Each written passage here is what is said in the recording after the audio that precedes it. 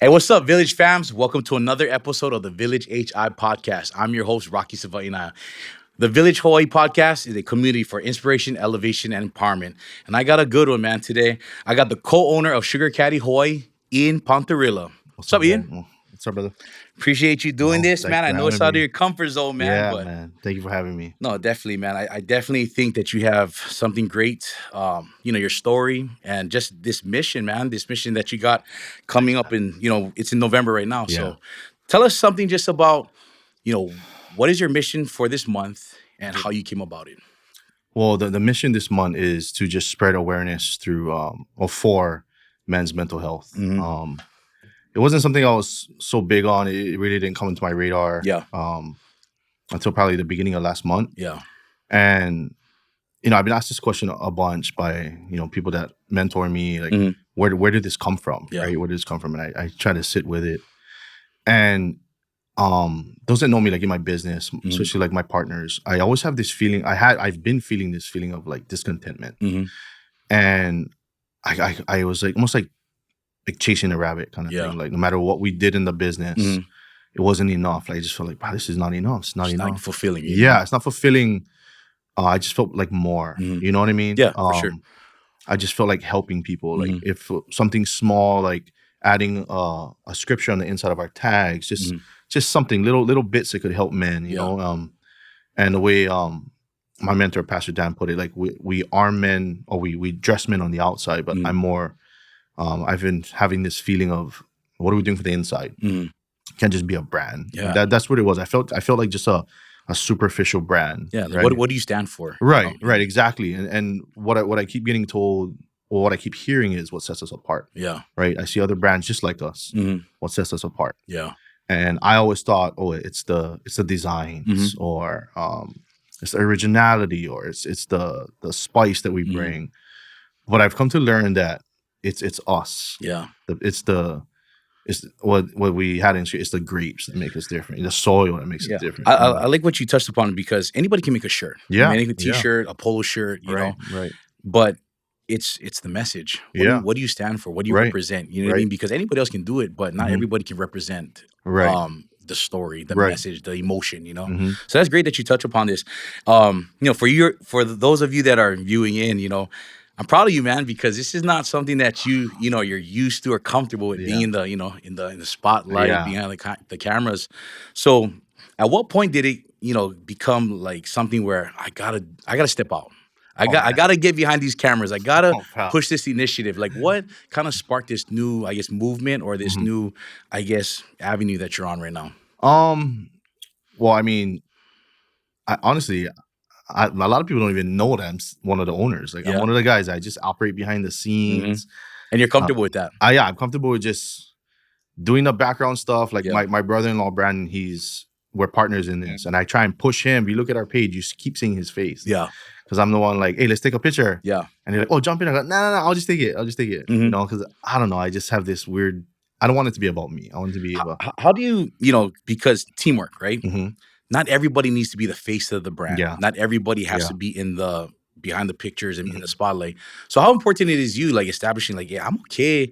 Like, I hold value, I hold weight, Mhm. and I'm okay being behind the scenes, because at the end of the day, as long as we're moving this brand and Right, moving our message right, forward, right. like, how are you Well, about that? I don't. I feel like I don't do it to be recognized Mm. and spotted. Just be like, hey, that's the owner of Sugar Caddy. I like. My kids get a kick out of it. Like, we walk around Costco, Yeah. and I'll see somebody wearing a shirt that I don't know, Yeah. and I do stupid stuff. Like, I'll walk by and be like, hey, nice shirt. Yeah. Oh, where you got that where you shirt get from? And they're like, oh, guys, check them out, Sugar Caddy. I'm like, oh yeah. I'll go check them out. Thank you, bro. How does that feel? It feels good, bro. Yeah. And then my kids are on the side laughing like that. You're so dumb. I'm just like, dude, I don't even know. For real, Dad? I'm over there like, I don't even know that guy. Yeah, you know? Or we drive past the golf courses, and me, my wife, and all my kids are like, oh, look, looking on the green, like, look. Hey, that's our shirt, I get more out of it. The kicks out of it. Yeah, the kicks out of it. I like the incognito, like people Mm. don't know. Man, that's cool, because I mean, some people just be like, "Oh yeah, this guy really asking me about my shirt," not knowing that's the That's owner. we packed that shirt. So we got to clear something up. When I first heard about you guys, or I guess when I first heard about Yeah. the brand, I thought it was. I honestly thought it was Sugar Daddy. Yeah. So how did you guys come up with Sugar Daddy, and how did this this thing form? Like, how did Yeah. how did the brand come together? Yeah, it's funny. That's the point, bro. And it's funny. I have a few friends when they see me, Yeah. they're like, "Oh, sugar daddy." I'm just like, "Oh, take it easy, bro. Take it easy." But then that's the point. Oh, Ian, sugar daddy Yeah, over yeah, there. yeah. So my boy Antonio, every time he says, "Hey, daddy," I'm like, "Oh, bro, stop." Hey, but that's boys, right? That's your boys. That's my boys, right? Exactly. So, but I mean, I would say it's humble beginnings, bro. We started during COVID. Yeah. We would be what you would call COVID company. Mm. Everything was shut down. We had the social distance. Why during COVID? Because COVID was one of the most extreme times to do a business, to start Yeah, anything, because everything was dead. Well, we were supposed to social distance, right? Yeah. And we didn't listen to that at all. So my brother-in-law was at my house, was drinking. Yeah. About 6 of us, drinking. And one night, we started golfing. Yeah. He took me to the range. I got hooked, baseball. Mm-hmm. I got hooked with that swing, hitting a bomb. And we were playing, 3, 4, 5 days in a row, and I got hooked. Yeah. And then I started looking for golf shirts, right? First golf shirt I bought, I had to go. Gotta get duked up on the course, huh? Bro, I went to Walmart. Bought me a plain blue shirt. Not the Ben Hogan's, huh? Bro, Ben Hogan. Ben Hogan, my man. Bro, the reason why I know Ben Hogan is because I went to a golf tournament, a fundraiser. Yeah. And I want to, I want to match with everybody else. The same thing. I go, bro, the only place that carries my size is Ben Hogan. I mean, Walmart. Yeah. Came across that. But yeah, so we sat down one night and we were just rapping. We were drinking. Yeah. And I was just like, dude, how much is these nice shirts? And my brother was like, oh, check out this, whatever. And all the nice ones we could find was like $80, $90. And I was like, dude, I cannot afford that. Yeah. I mean, Honestly, who can? afford that? $100. I mean, especially going golf multiple times. Right, I mean, bro, right. That's expensive. Yeah, I might have to wear everything inside out. Right. So we started bullshitting, and we were just, local boys. Yeah. Talking crap like, oh, we can do that. We make our own. We do this, we do that. Especially off the liquor, huh? The liquor gives some liquor encouragement, some like, liquor courage, huh? Yeah, I feel like I'm the businessman. I'm a Warren creative. Buffett, bro. I was like, oh, we should do this. We should do that. And then our wives were overheard us. Yeah. And we didn't realize. It wasn't like this, Sally. These guys are No, again. We didn't realize they were listening. Shout out to them, man. Yeah. They were the spark that started Sugar Caddy. I can honestly say that. And then it was, spark in the sense that they kind of did you guys follow through? They didn't let it fall off the wayside. They wasn't just one of those talks during the conversation. We were talking. Yeah. It wasn't for real. We were just talking. And everybody knows during COVID, but I think that created so much alcoholics. We was drinking like every night. Yeah. So that's what There's nothing to do. So you could do. We're like long distance drinking on our iPads and stuff like that. You know what I mean? Cheers to the stream. Yeah. It was like that, bro. Yeah. So a couple nights later, they were like, hey, you guys should really follow up on that. And we're like, oh, you guys were just listening to that? That's crazy. And they were pushing it. So I have this other friend, my best friend, Dustin, and he went to school, business management, everything like that. He came over one night. Yeah. And same thing, they brought it up again. So this guy jumped on his computer, pulls up DCCA, pulls up we're going to make this thing real now. He was like, oh, are we doing this? Yeah. I the whole time, I'm still thinking we're Yeah. And he's like, hey, what are we going to call it? And we sat there for 2 hours, bro. For just looking online, trying to figure out a name. And when I drink, I get access to vocabulary that I don't really get access to. Ian, what you just said? Yeah, I was like, that's a good word, Yeah. And I was just literally just talking. And I was like, oh, whatever, for the boys, Sugar Caddy. Oh, I said Sugar Daddy. Oh, Sugar Caddy. And then everybody stopped. They were like, oh, that's a good one. I was like, oh, is that good? Is that good? Bro, by the end of the night, we had paid our business license. We had a legit LLC. It was legit. You guys was rolling. Yeah, right on the iPad. My boy Dustin was like, hey, what's your name? What's your address? Yeah, and the next day, we started, bro. How awesome is the feeling of being able to build with your people, like your circle, your family, your wives, your good friends? It feels great, bro. Honestly, to see us all win. Yeah, but I would say it comes with its own struggles. You know what I mean? But with that, when you say struggles, I mean, want to elaborate on that? Like, give us some. I think just being in business with anyone else in particular, you have a collaboration of minds, different ideas, different opinions, different tastes.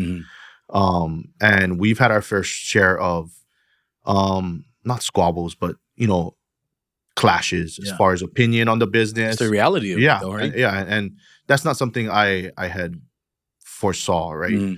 But I would say that the flip side to that, doing it with family, a lot of people are like, oh, I don't want to go into business with family.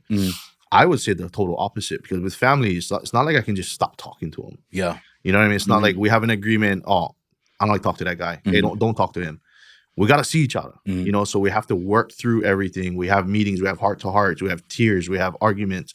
By the end of the day, we still family, I you know? like how you touch upon that because I think a lot of people, when they get into these conversations, when they hit these crossroads of like, Mhm, you know, hurt feelings or mhm, different opinions, mhm. if they feel like it's the end of the road. Yeah, yeah. But I mean, I think genuinely, if you know the other person, their intentions, Mhm. you find ways to make it through. Right, right. I mean, we've had crossroads where, you know, I'm a very I'm more of I operate in the now. I'm Mhm, a push, push, push, push kind of guy. mhm, And my partners, my brother-in-law, them, they're what reels me back in. Like, mhm, oh, take a beat, you know, take a breath. Let's not rush into it. mhm. But a lot of times I get that upsets me sometimes. You know Yeah. what I mean? And we'd have conversations where I told them straight, I would give this business up in a second, Mhm. then that ruin Our our family friendship and our and everything. Yeah. relationships.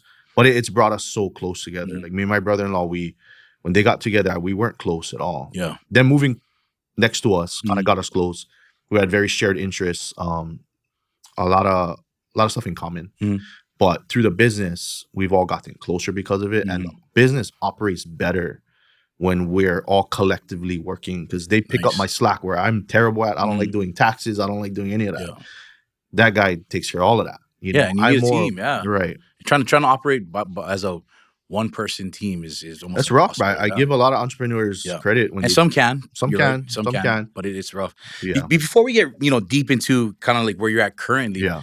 I mean, tell us about your upbringing, man. Tell us like, Oh man. the environment, like tell Yeah, us yeah, about yeah. yourself, my man. I was brought up in a really strict household. Oh yeah? Yeah, I'm the oldest. Where were you born and raised? I was born in Waipahu, I believe. Okay. We lived in Tropicana. Oh yeah, Yeah, yeah. okay. We lived in there for Yeah. a few years, moved around.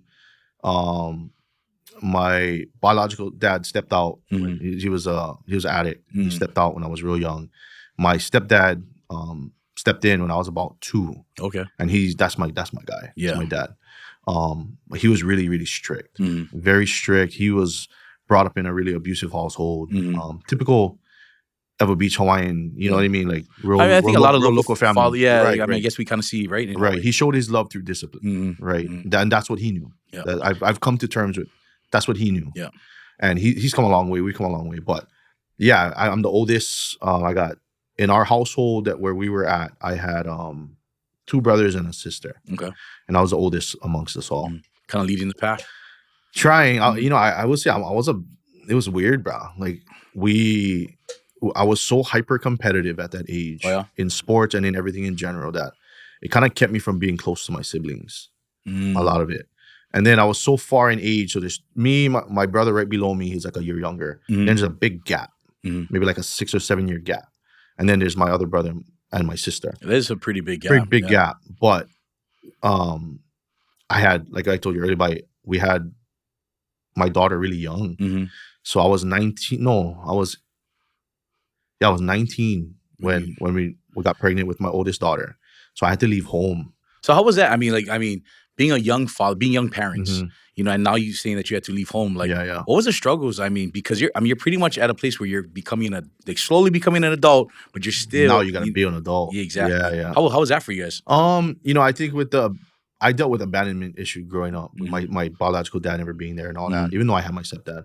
So for me, it was like automatic that I was gonna be a good dad. Like, Yeah. I had no doubt. Like Mhm. I was gonna be everything that I couldn't get from my biological father. 'Cause my stepdad gave me love, he gave me everything. Mhm. But it's still, at the core, we men, we deal with a little bit. Yeah, those issues. Yeah, we carry that with us, right? Yeah. We compartmentalize. I think men are great compartmentalizers. We take a feeling, put it in a box, put it in the back of the room, and never open it. You know what I mean? That's good though, because people can come. I mean, I always feel like life is about choices, right? Mhm. When you're missing out on something, you can either kind of go about it the same way and repeat the pattern, Right. or like what you did. I'm gonna give it my all. Yeah. I'm gonna give this baby girl Yeah. like the best of me, and Yeah. everything that I didn't have, I'm gonna give her. Whether Yeah. that's time, my Yeah. presence, model just what a father should look like. Yeah, yeah, yeah. And I'm glad that you touched upon that because I think people miss that. Mhm. They get so caught up in like I didn't have that. You know what I mean? That's Yeah, and, yeah. but it's choices. If you want to grow, if you Mhm. want to be better, make the choice. Right, right. I mean, my dad growing up, I would say the biggest thing that he gave me was hard work. Like my dad, when I say my dad, I'm talking about my stepdad. Mhm. And he preached always, bro. If I have one memory, it's he's always take care of your family. Yeah. Take care of your family. He didn't have much, he was a security guard at Don Quixote, and he took pride in his job, bro. He wasn't ashamed of it.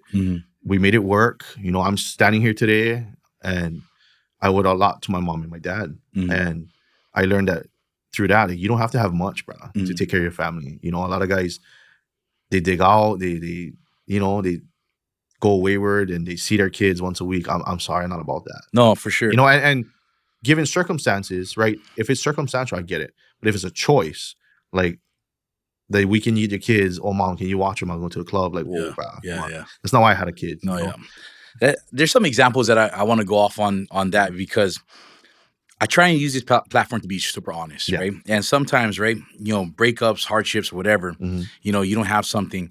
Like I've seen patterns where guys is like, oh, my baby mama getting another boyfriend I don't want to be around. Oh, that's real. You know what I mean? Like, but I'm sure we have a lot of friends that, but it's like, at the end of the day, you're not dating the boyfriend. Yeah. That's your kid. Yeah. Like you still have she got to carry on. Bro. Yeah. You know what I mean? Like, and that's true. Yeah. Life goes on. Right. It carries on. Right. There's a movement to this, Yeah. But those are, topics that I hope when people are listening in and you guys are out there watching and listening to this, that it's true. Like these are real stuff. Yeah.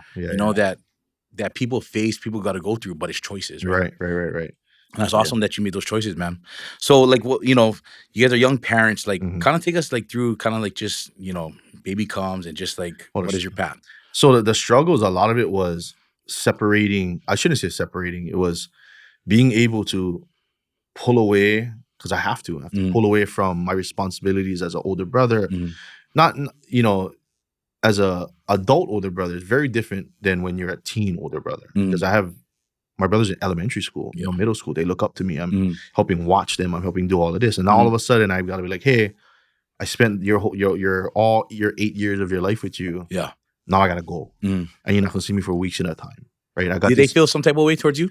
I think they did.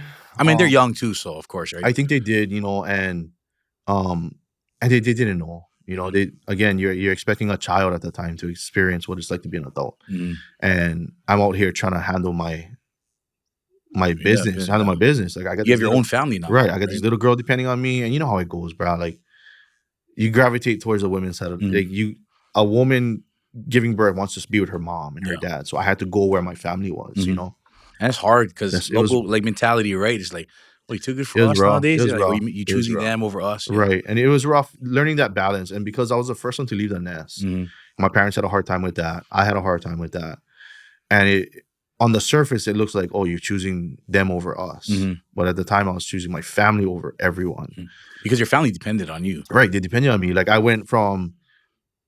I was 19. I was partying, going to clubs on the weekends. I went to college, played baseball, and then all of a sudden, cold turkey, I gotta work. I gonna get on job. I gonna work as much overtime as I can with this little girl coming, and then lo and behold, a year and a half later, we get pregnant with another little girl. I'm just like, oh, bro, doubling it up over there. Yeah, but it's funny, bro. After my first one, I wanted a boy, and then when I got pregnant with the second one, my first one was so good. They was, oh, what you want now? I was like, I can do another girl. I have brothers. I know what that's like. Yeah, I know what boys are like. Yeah, it's kind of irritating. Yeah.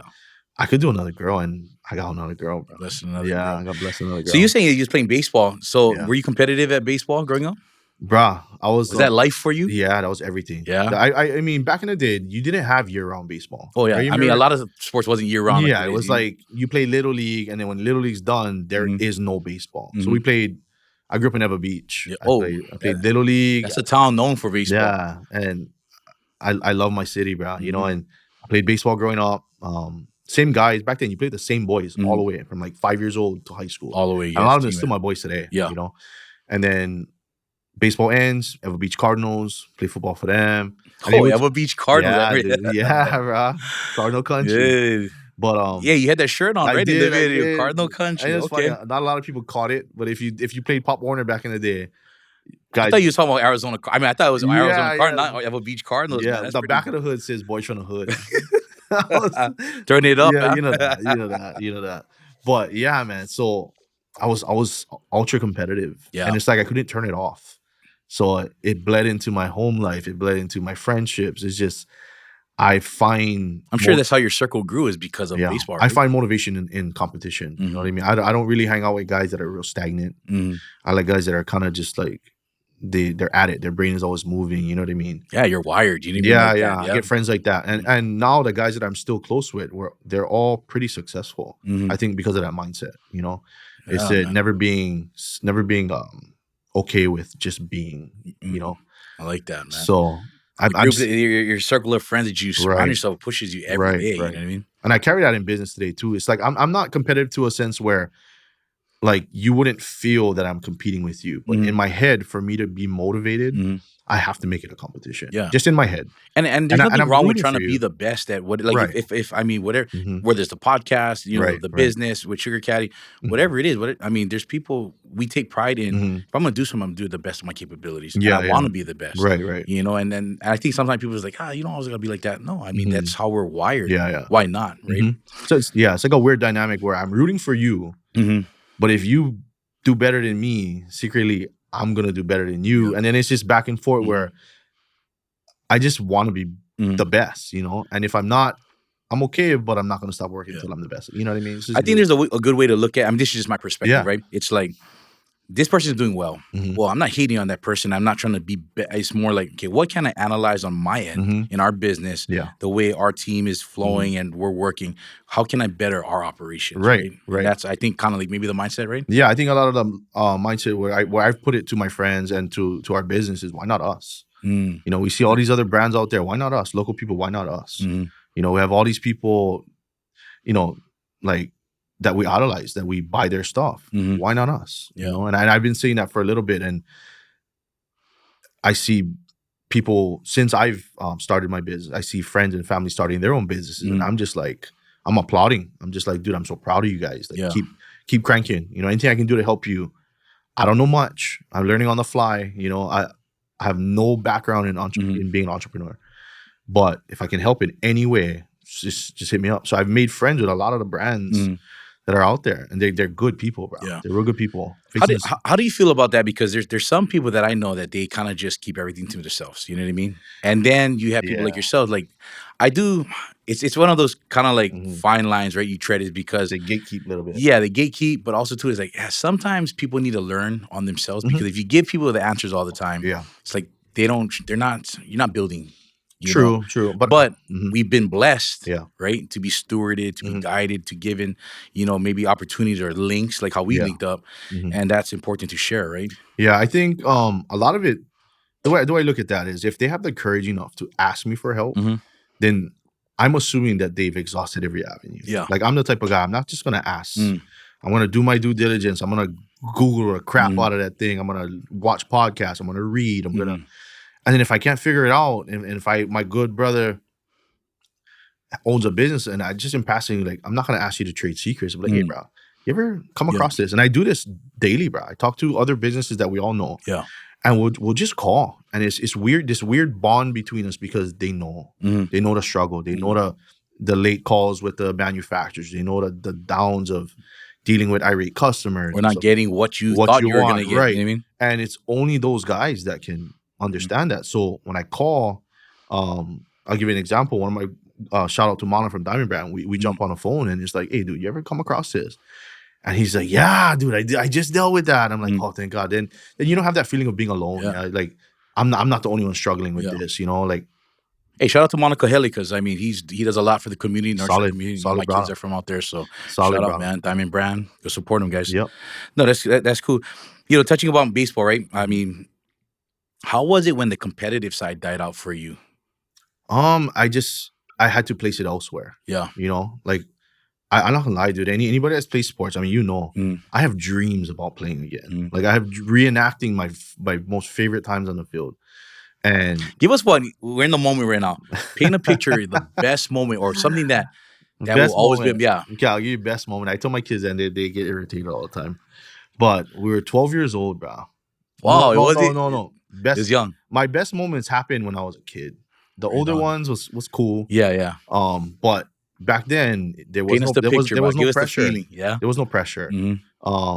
I remember we played in the States, and it was at Kainalu Elementary, Mhm. and it was against Pro City. And shout out to my boys that were there. You guys will know this story. But it was Ever Beach versus Pro City for the state championship. And we were small, dude. And how old are you? 12 years old. I want to say maybe younger, bro. Oh, A yeah? little bit younger. But we was like pitching, Yeah, you know. And Pro City was good. I had all my boys with me that I grew up with. This was our time. You know, at that age, that was like a pinnacle of our life. Yep. State championship. Something happened. It was like a last inning. We were down by 1. And it was weird, bro. It's a last inning. Something happened where they had to make the game. We had to go home, and we from Ever Beach. That's a long drive. Yeah. Go home, come back the next day, and play 1 inning. Huh? They had like a weird rule that they couldn't agree on, so they had to go back and get the answer from the mainland. So they stopped the game. They stopped the whole game, dude. What? Yeah, it was weird. How'd you guys feel about that? Bro, we was kids. We never know what was going on. We were sitting in a dugout for like 30 minutes watching adults argue. Like, what's going on? So at that time, I wasn't like the guy. I was late born on a team, so I was like one of the younger kids. And we came back the next day, and Pro City put the best pitcher in the whole tournament on the mound. Oh yeah. And I was like, oh God. And I wasn't that great at the time. And I remember my dad and were all in left field. And to this day, your heart wasn't like boom. Oh, pounding. Is my heart here or is my heart here? Yeah. But this day, I've never even sniffed hitting a home run. Like at that age, nobody did. I was a small little Filipino Portuguese kid. And all I remember is they brought this kid in. He threw the first ball. I didn't see it. I was like, oh my God. It's going to be embarrassing. It's going to be embarrassing. It's going to be embarrassing. And he threw the next pitch, and I just swung as hard as I could, and I connected. Yeah. And I just remember the ball just going, bro. I was like, what? Was it the sound or was it the feel when you hit it? The feel. But anybody, I tell you what, anybody can score a touchdown. Anybody can score a goal. Not everybody can hit a home run. That's true. That's right? true. So there was a man on second. So I was the winning run. I hit the ball. Ball goes over the fence, bro. It goes nuts. Yeah. I look in the outfield. My dad catches the ball. What? My dad caught the ball, bro. And I was. It was one of those weird storybook moments. But then we still had to come out and play defense. I get Pantorilla, you gonna pitch? I'm like, I just had my moment, bro. Come on, don't make me, you know. Yeah. And that kid that was a pitcher came out to bat. Kyle O'Neal, you know, he came up, and he was the third out, bro. And he was like the best player in the league at the time. Oh yeah.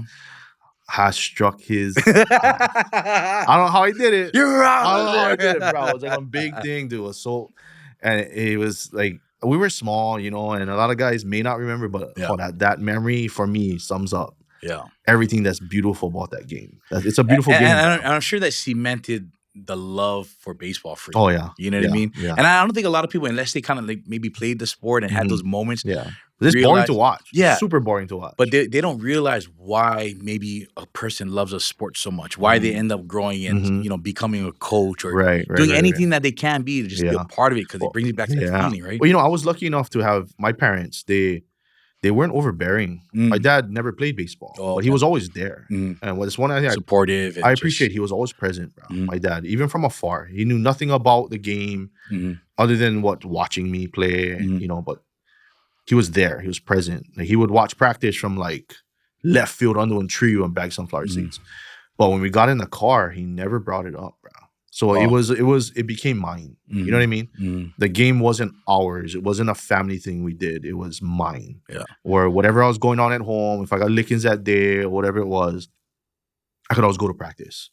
And that was your safe place. That was your village, your community. That was my safe space. Yeah. You know, boys on that team was my boys. You know, we grew up together from forever. And that's still my friends today. You know, so that's kind of why I just love the game. It was an escape for me, And then as I got older, I got better. Then it got more fun. Yeah. Nothing's fun when you junk. Yeah. I said golf. Golf is pretty fun when you junk. I will talk about how you guys kind of ventured into that. So, you know, so now you guys are raising a family, you know, like, did you end up marrying your baby's mom? Yeah. So, it's funny how it happened. We were planning a wedding before we knew about the second one. Yeah.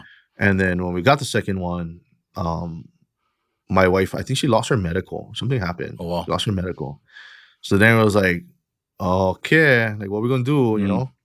And I remember it was a Friday, and I was like, you know what, dude, let's just go get married. Like, I know I want to marry you. You know you want to marry me. And I want to say she was like 4 months pregnant. And how old are you guys around this time? 20. Oh, yes. I couldn't go to the club. Couldn't go to the club. And well, I couldn't drink, Mhm. and I was using a fake ID. You know what I mean? I was going, but Yeah, I wasn't drinking. my name wasn't Ian at the club. My name was somebody else. But we just on a Friday we decided to get married, and I got furloughed from work. Wow. It was weird. It's like I got furloughed for like 5 days, Mm, and we called everybody up, meet us at Kakako Park. We got married on a Wednesday, nice. and that was it. Yeah. Like just our close friends and family. We had our little after party at Spaghetti Factory on Ward. I like that. Making do with what you got. Yeah, I mean, and it's great because we never started in debt. You know what I mean? Yeah. And you hear those stories, right? Oh, I spent 40 grand, 60 grand. Like, what? Yeah, and I wasn't making Yeah. nothing at the time. I Mhm. was just trying to do what I could. I started from the bottom where I was. You know what I mean? What are some growth tips, or I mean, what are some things that really built character in your guys' marriage? Because you guys are young couples. Yeah. Right? You know? I would say, it wasn't to a struggle. Like Mhm. we hit a storm in our marriage a Yeah. few years back. And I would say it wasn't until then that I would urge young couples is if you were to get married, Mhm. really understand your vows. Mhm. Really understand what you're saying.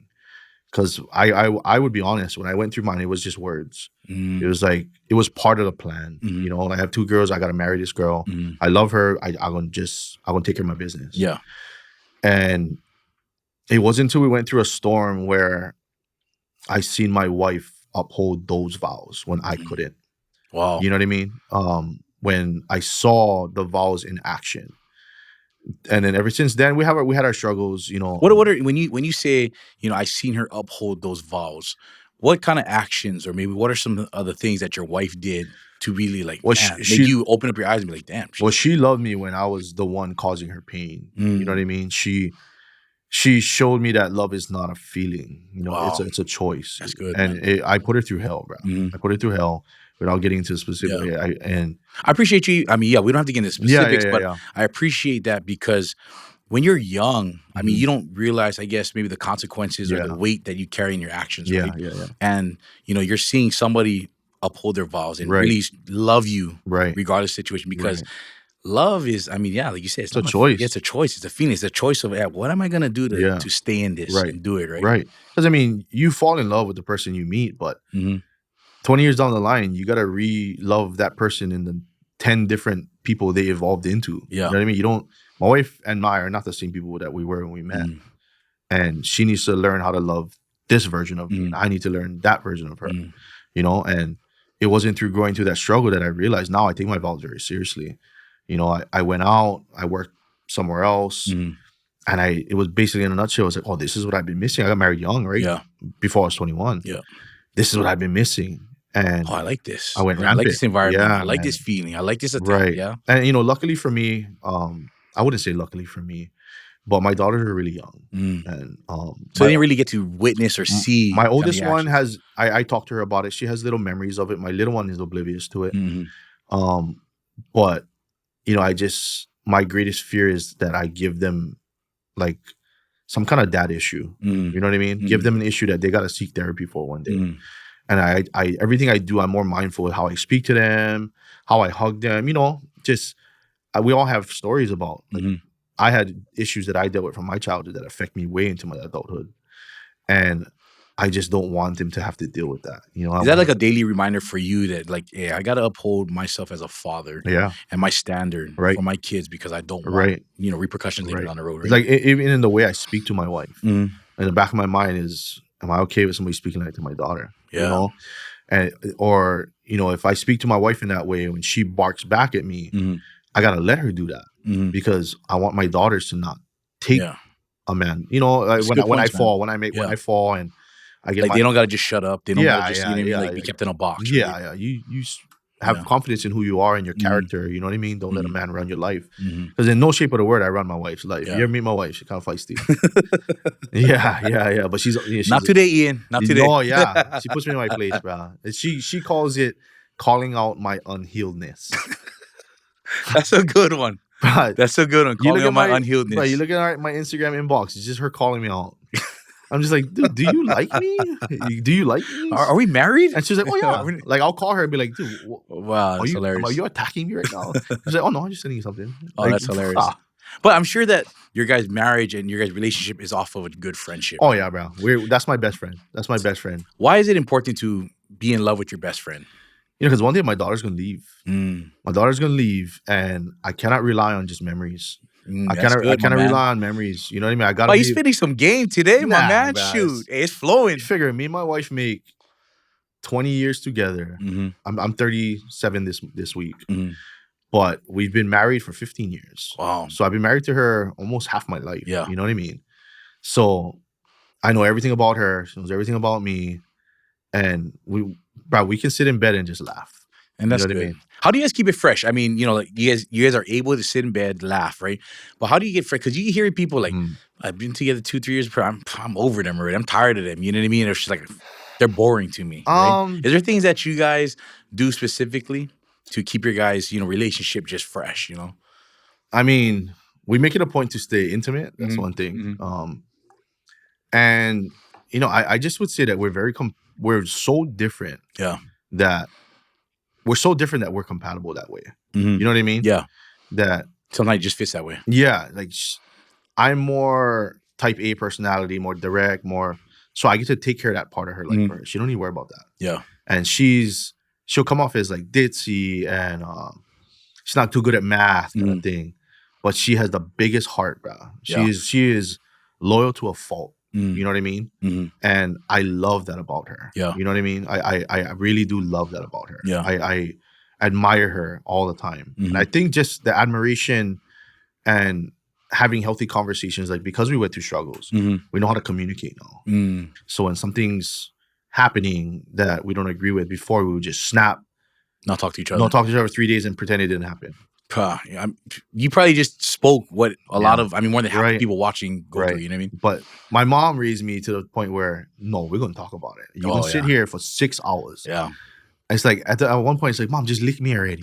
I'd rather just get this over with already. Just lick me already. Yeah. Call dad. Yeah. Dad me lick me. Yeah. But it was that. My wife wasn't raised like that. So she's more verbal. I'm over here like, hey, we need to solve this. Yeah. She's like, I don't want to talk to you. But she's opposite. Through 15 years, you know, we're rubbing and figuring out what works for us. Now we know, like, hey, we're going to talk to you. Now she's like, she cannot let something go unsaid.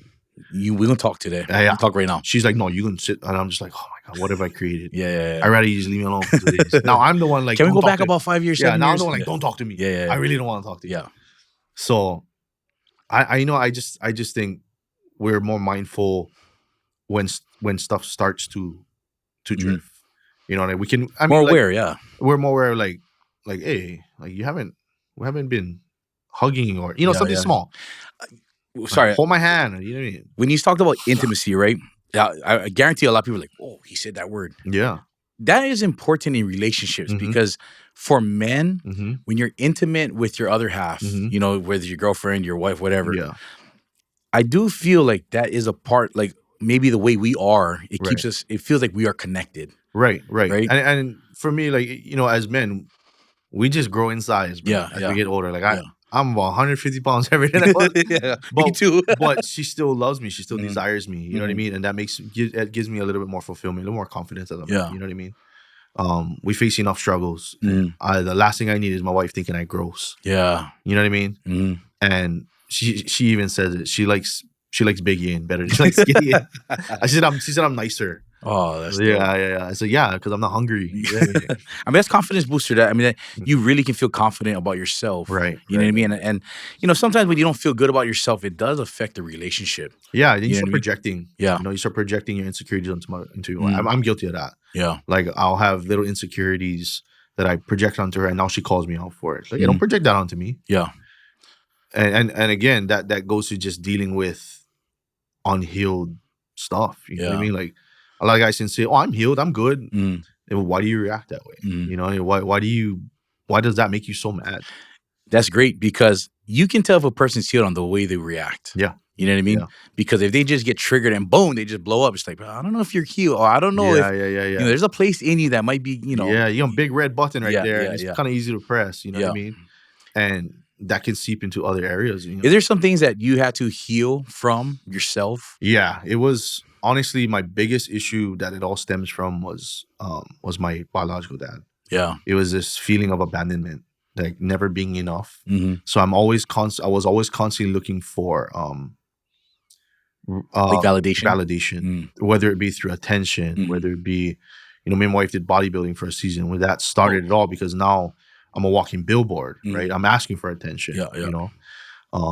and that's what started that whole nightmare, that 4-year storm in our life. Mm-hmm. But through all of that, I learned, like, these are my triggers. This is Yeah. what I crave. This is what so now if it wasn't for Sugar Caddy, I wouldn't have an Instagram. I had to remove those triggers from my life to keep me from myself, to protect me from myself. Yeah. So, I mean, talk about Sugar Caddy now. Growing the brand. We talked about earlier, right? About how you guys started your guys' business name and got everything legit. So let's talk about the growth of Sugar Caddy. I would say, Brian, it's all happenstance. It's accidents. It's just a series of accidents and like organic things that, different connections that we made. How was it when you guys had to come out with your guys' first shirt or something? First shirt. Or the first thing, like, okay, now we got the business. Like, Right. what do we do next? So me and Brandon, we took our COVID money, the extra money we was making.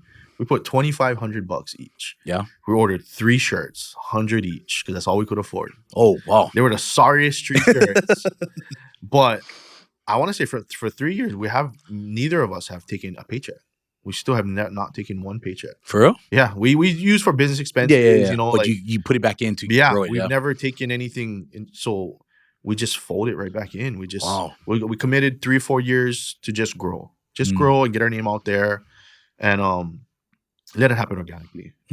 And through all that, we make connections, we meet people, we meet good people, we meet bad people. How going back to your kid, so 3 designs, right? Yeah. 100 shirts each. Yeah. I'm sure you didn't just sell out, or I could be wrong. Oh, wow. I'm sure you didn't just sell out like 300 shirts just like that. We didn't. A lot of it was just like our friends and family supporting us. Yeah. But then that's kind of the reason why I didn't tell a lot of people that, because I feel like I didn't want people to know it was me, because that's not a sustainable business plan. I cannot expect my friends and family to buy every shirt. Yeah. I needed people to like it, what it is, the object. And I remember when we got our first $300. Yeah. And we're like, we doing this? We're making money. Yeah. And then our first $1,000. I remember our group chat going off like, bro, we made $1,000, you know? And then it was a slow process, bro. We just needing it. It's like needing bread. It was just, we just kept going. And the more we needed, the better the bread got. And to the point where we got today, where we're a pretty well-oiled machine where she got that, I got this, you need help, you got, So if you talk about a team, Sugar Caddy as a team, who's in your guys' team right now? So it's me, my wife, okay, Jale, her sister, Tanisha, and my brother-in-law, Brandon. Okay. Yeah. So 4 of you guys are the team, our Sugar Caddy. Right. Me and Brandon go for free. Yeah. And them two just grumble. Nah. Like, why you guys always getting stuff? They're not the coaches on the side. Yeah. No, they're like, hey, when are we going to get our stuff? It was like, go. Is there a women's line coming out soon for them? Talking about it? Yeah. So we've been trying to push them to do it. Yeah. But I think they're more focused on growing the brand. Oh, that's you know what I mean? We're looking for a brick and mortar sometime in 2025 to give more access. Yeah. But I mean, that's a huge leap of faith, is going from online, right? The online, sales and type of atmosphere to brick and mortar. Right. I mean, the sky's the limit. Really, we all have teenage kids. Yeah. That are going to get college tuitions pretty soon. And they're going to be the first recipients of the Sugar Caddy grant. You know what I mean? Yeah, hey, right on, man. So how was, just growing, right? You, like you said, over time by time, things are growing. Things are just organically just kind of just taking its course, right? Is there some obstacles along the way where you guys felt, we talked about you guys maybe having some squabbles here and there. Yeah. But has there been any obstacles that you can kind of pinpoint was like, I don't know if Sugar Caddy can go on anymore, I think it's one issue that happened, that it was a difference in personality. Yeah. That's what it came down to. I'm more go. If I see it, I'm gonna do it. I'm gonna follow through. Right. And I know I can be a very aggressive. I have in business. When I'm on the move, when I'm in that headspace, I sound like an asshole. Yeah. You know what I mean? And my brother-in-law is not very confrontational. Neither is my sister-in-law. She's more mindful. She can be, but more passive a little bit. Like, she doesn't. She just like, he's being an asshole and let him go. Yeah. And it was to the point where, in my own headspace, I feel like I was doing everything. But in their headspaces, you're not letting us do anything. Like, does it kind of like maybe ego and kind of go back yeah, to kind for of like how sure. baseball For kind of sure. wired you? For sure. Like I know I have an ego, and something I Yeah. work on all the time. Yeah. Ego and pride is the things I do it all the time. Mm. And them, they were just trying to keep the peace. What I've learned, right? In the moment, I'm just like what? Yeah. You know? And it was my wife that's like, hey, you need to sit down. Their family, you need to figure this out. Yeah. So we had a meeting, and eventually by the end of the meeting, I was like, guys, I'm sorry. Like, I didn't know I made you feel that way. Was it something hard for you to do? Like, no, just, I or think was, I think because of my upbringing, saying sorry is not very hard for me. that's good. I mean, I do it every time my wife fights. Yeah. Every time. But Hey, don't you kind of even out the ratio a little bit? it's gonna take too long, bro. Even her sorry was like, I'm sorry for the way I acted when you said that. It's like, okay, I'll take that. I'll take that. It's just not, Yeah, I get take that. that. It's Take like that. common ground. Yeah. No, right on, man. But yeah, that was one of the bigger ones. And then ever since then, now that's been out on the table, I'm more mindful of what I'm saying, how I say it. Am I being too controlling? Do I have to give up some of the reins? And that was hard, bro. Yeah. That was super hard for me. Giving up control, the sense of control, because I always felt like I've been the captain of my own ship for a long time. Yeah. My family, I steer my family. Well, I mean, you did it young, right? We go as I go, kind of thing. And then when you do it in a group project with other adults, you cannot be that way, right? Yeah. You always hear the saying like, "Oh, can only have one chief." No, you're gonna have to have more than one chief, and you learn how to deal with it. You know what I mean? I think delegating is probably the hardest issue. I think when you're kind of wired to lead and you're so used to kind of just going first, right? It's hard to delegate because you're used to just doing it all Right. yourself. And you don't want to. It comes to that thing like, if they can't do it if they can't do it the way I can do it, then I don't want them doing it. So like, I'll give for instance, for all you out there, if you email me, my sister-in-law is emailing you back. And I had a hard time giving that up. I did, and it wasn't until I was like, I gotta just let her do it. Yeah. And then she was doing it, and I was like, bro, she's better than me. Like, and it frees me up. It frees me up to do what I'm better at. And then that's great. I guess at points for business, right? Is because you gotta let people that have where they're most strong, what are their strong points, let them do their part, right? So you can focus on. So when you talk about you doing your part, what do you feel like you're good at, or what is the thing that you like to focus on? I feel like building relationships. Like, I don't like being in front of the camera, but out in our space, in our arena, whether it's on a golf course, in passing, I'm more likely to spark up a conversation with a complete stranger and bring business. You know what I mean? I'm more of that kind of guy. Or like, just staying on the I feel like I could be more the driver. Like, what are we doing? What are we doing? Like, hey, we kind of stagnant. What's next? What's next? And I feel like that's what I bring to it. And there's a good balance in your team, so that you guys are balance, kind of balance it out. Yeah, because they're more cautious. They're more cautious. Be like, whoa, like, you're moving way too fast. And in the moment, it'll irritate me, but I have to be like, okay, I know I've been through this before, and it always turned out well. Just Ian, chill out. Yeah.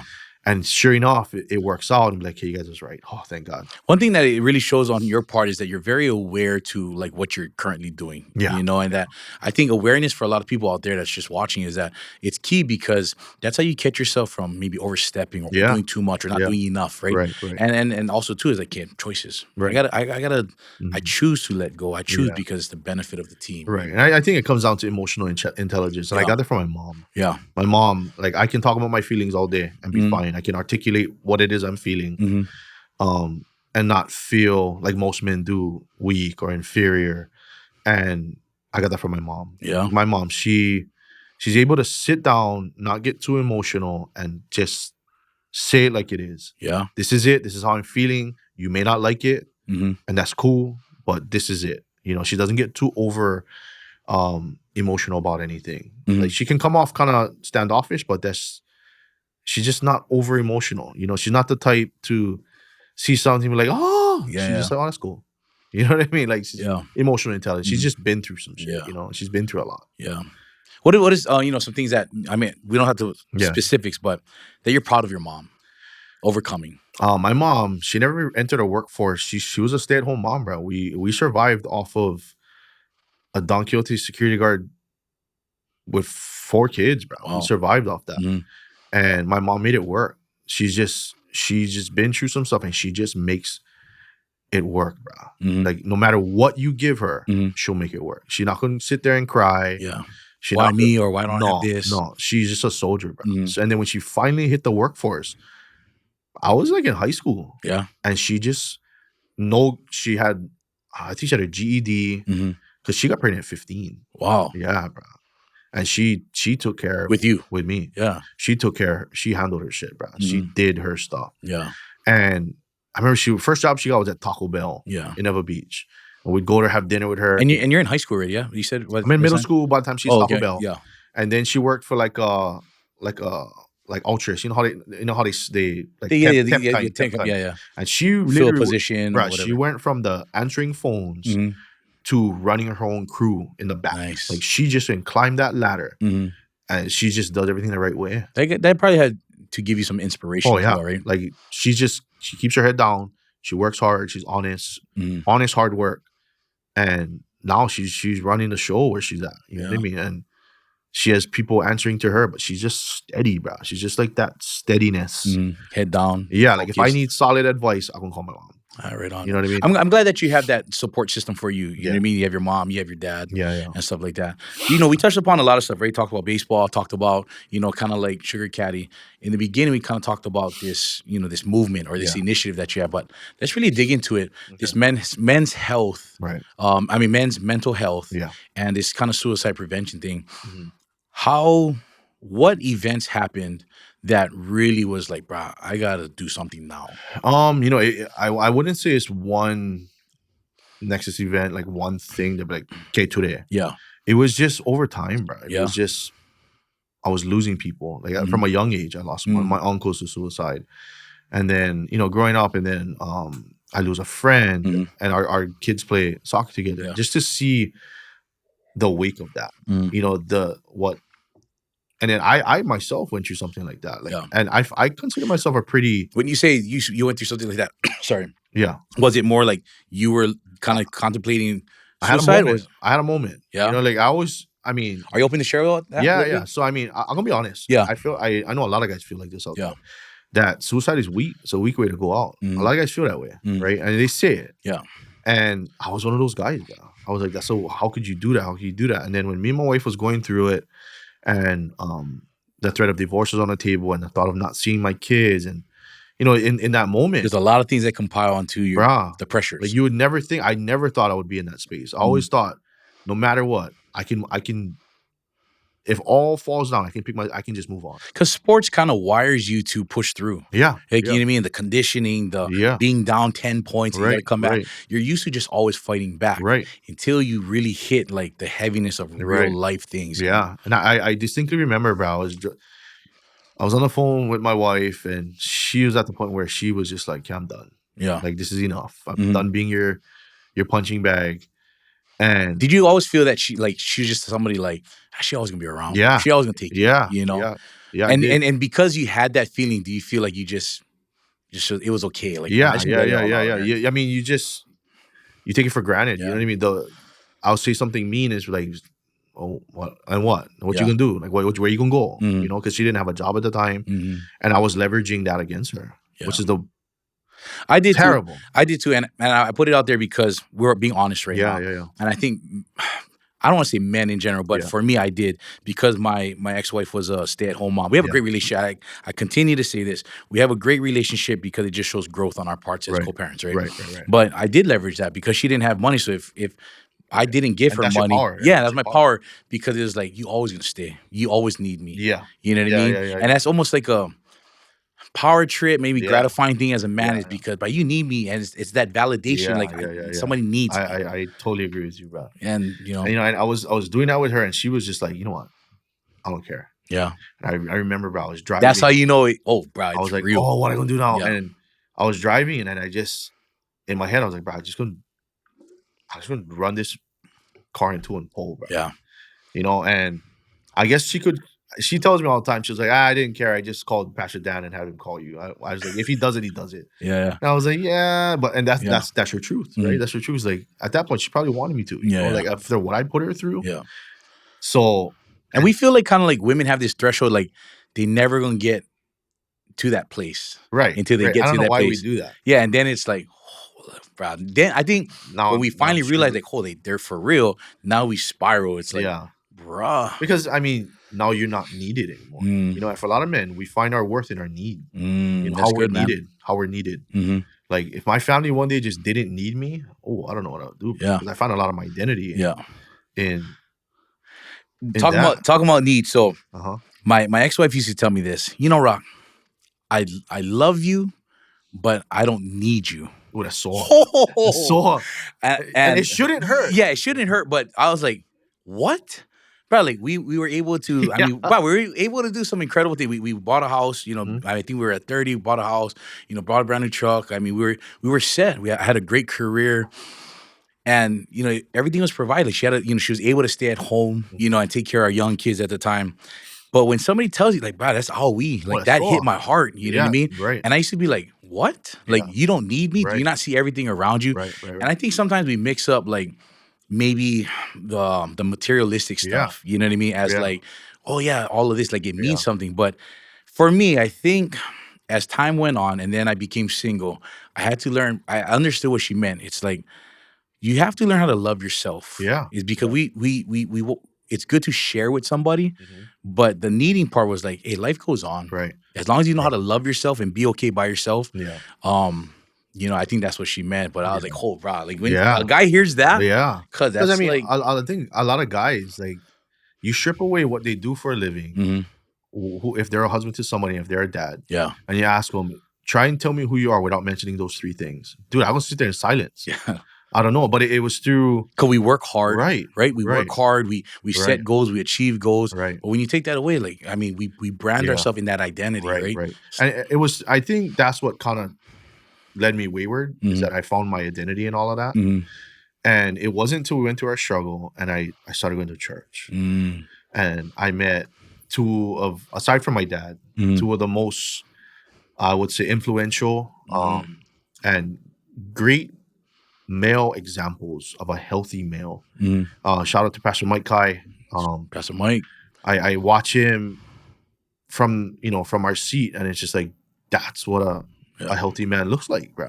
He's vulnerable. You know, he can be at times. He loves his family. He take care of them, and he's very transparent. Right, and he taught me that my identity is in Christ, bro. Like it's not in the things that we have. I don't push my faith on a lot of people, but I know at the end of the day, I am loved. Not by my family, not by my wife, but something higher. So good. You know what I mean? Yeah. And then also on a more personal level, because I recently started getting a relationship with Pastor Mike, which is awesome. Yeah. It's hard for me because when I'm with him, I feel like he's looking right through me. You ever sat with Pastor Mike? Bro? I just had one of a couple interviews. Yeah. It's like you look away. He's like staring at you. It's like, dude. Like it's like a lie detector. I'm like, oh, yeah. Where my guy, I call him my shepherd, bro. Shout out to Pastor Dan Ferrando. Like Pastor Dan. He was one of the few men that I met that I could openly look him in his eye and tell him, bro, I love you. Like I love you. And you didn't feel some type of way. Like within one conversation, I couldn't tell him I love him 5 times. And it's no homo. You know, it's not that weird. I mean, because being honest, that's what the boys say. Like, right. Because I never start telling my dad, my stepdad, I love him until like recently as an adult. You know, now it's becoming a norm. But as kids, we never really said it too much. You know what I mean? I got the I love yous after I got lickings. You know what I mean? Like, you know, I did it. I love you. You know what I mean? That's how I like. But it's true. Like when I went to Inspired Church, that's how I started my walk with God, really. And I was able to be around men that's like, I love you, bro. Kingdom man. Right. You know, events like that. Right. Connect group. When you get told I love you from another male, it becomes where we normalize that, right? Before it used to be like, wow, it's kind of awkward. I agree. You know? And it was when me and my wife were going through our struggle, and I was the one that wanted to walk away. He figuratively and literally grabbed me by my wrist and walked me back to my marriage, bro. Nice. And I see the way he loves Evie, and so passionately and so unapologetically. He just loved, and it's like that's what it looks like. As men, we don't know what it looks like. Yeah. So how important is it for you knowing that what you went through, that people need maybe like a coach, maybe like somebody Yeah. can steward them, that can Right. guide them, like a person they can look up to. Because Right. somebody looking at yourself like, oh, right, Ian, he's pretty much, I mean, he's well put together, good business, good career, all of that, good family. But knowing that, no, I need to have people in my life that Yeah. model something good for Right. me. Like you said, we need a village, bro. Yeah. I feel like between my friends and who I choose to hang out with, who I choose to confide in, that's another big one, is who you choose to confide in. Mhm. Because whoever that is got to push you back to your marriage. Yeah. I had boys like, yeah, F her. Let's go to the club. Let's go Yeah. here. Where in hindsight, I shouldn't be hanging out with that guy. I needed the one to be like, bro, what you doing? Yeah. Go home. Right. And Yeah. and I want to say from then till now, I've had a few friends, close friends, that Mhm. kind of went through something like that. Yeah. And I vowed, I told my wife, and I tell them all the time, like, hey, if you looking for somebody that gonna tell you, oh, we go to the strip club, I ain't your guy, bro. Mhm. I'm gonna be honest, I'm Yeah. not that guy. I'm gonna Yeah. push you back to your wife. Mhm. And if you don't like that, that's cool. Yeah. That might not be the fun thing to hear. But that's what you're supposed That's to what do. you're supposed to do. And it Yes. wasn't, only now I know that, Mhm. right? Yeah. Hindsight is a hell of a thing, Yeah. right? And then we were able to help a few of my friends' marriages kind of get put back together because I was able to see, it's like I took the test already. Yeah. I know the answers. You're going through it and be like, oh, you're about to make a mistake. Don't do that. I know Yeah. what you're feeling. Don't do that. You may not want to do this, but this is what you should do. Yeah. And like, I know they're kids, like we're talking about generational curses that can cause not only divorcing and stuff like that, if you're not careful and in the way it happens, and also, again, mental health, bro, Yeah. especially with men, and that's kind of where all We of are that, right now, all of yeah. that kind of pushed me towards that it starts with men. Like Mhm. we're meant to lead. That's why. Yeah. You know? And I agree. And it's not, I would say in the last 5 years, I've come to terms to just understand what that means. Not like a dictator. True. Sorry to cut you off, but Yeah. it's true. We are meant to lead, but we're not meant to belittle the people that we lead. I think we get misconstrued on that line, right? It's like you're meant to lead, but it doesn't mean that because I'm leading that I'm going to tell you and be a dictator and everything that I say I got to do. No, I have to learn how to lead.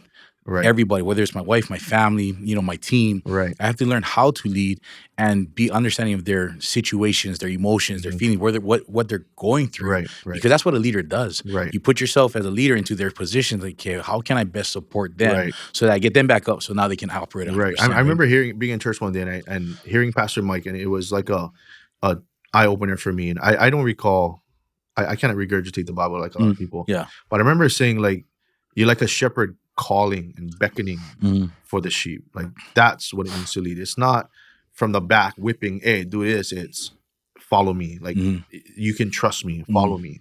And that's the way I look at leading my family. Like, if you were between me, my girls, and my wife, they inherited my shit talk. Yeah.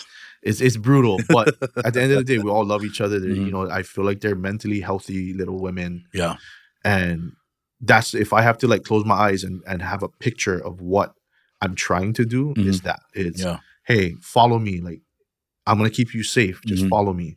And that's the picture that I have. Follow me because you know that you have their best interest. Right. I'm gonna protect you. Yes. That's why I'm here. I love you. That's why I'm here. I love you. You're important to me. Follow me. I'm gonna walk the path, and you just stay behind me and walk with me. My wife will walk with me. Not, we joke all the time, like, hey, you're not being obedient.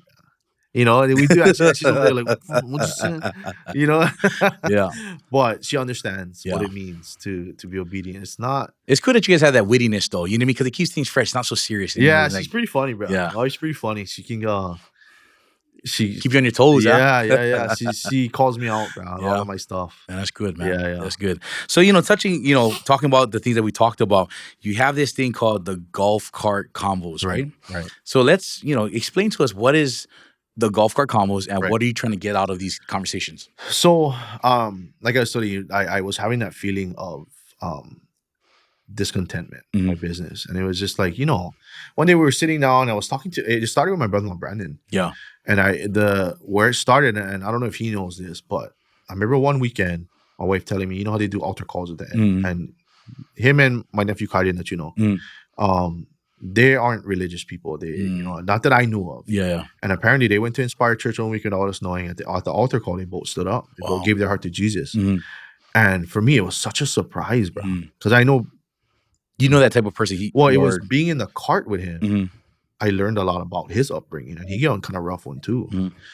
And it was like I probably golfed with him like 20 times, Mhm. bro. And that one time we just started talking about real stuff. Yeah. I learned so much about him, bro. Mhm. I learned what are possibly a lot of the reason why he is in a lot of things.